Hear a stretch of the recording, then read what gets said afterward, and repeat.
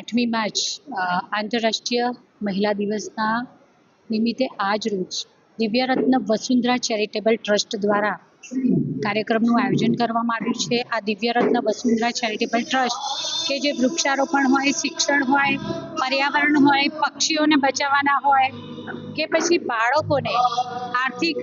બાળકોને નૈતિક મૂલ્યોનું શિક્ષણ આપવાનું હોય, પ્રત્યેક ક્ષેત્રમાં હંમેશા અગ્રેસર રહે છે.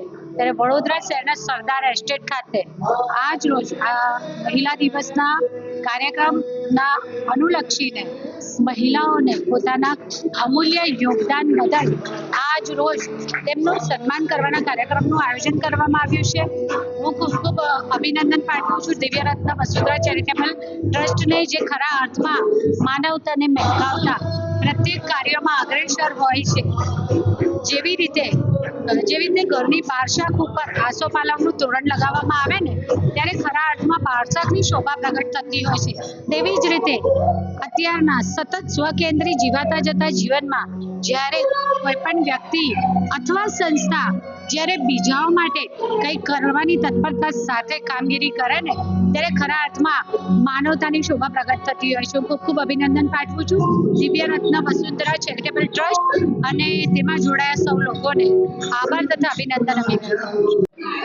આજે 8 માર્ચ આંતરરાષ્ટ્રીય મહિલા દિવસ છે. એ નિમિત્તે અમે મહિલાઓને પ્રોત્સાહન મળે એ માટેનો કાર્યક્રમ કરેલો છે. આજે અમારા વિસ્તારના અને શહેરના બહેનો અહીંયા હાજર રહ્યા છે. સાથે જેમણે સમાજ માટે વિશેષ કામગીરી કરી છે એવા બહેનોનું અહીંયા સન્માન કરવાના છે. અને આજે મેયરશ્રી પણ અહીંયા હાજર રહેવાના છે.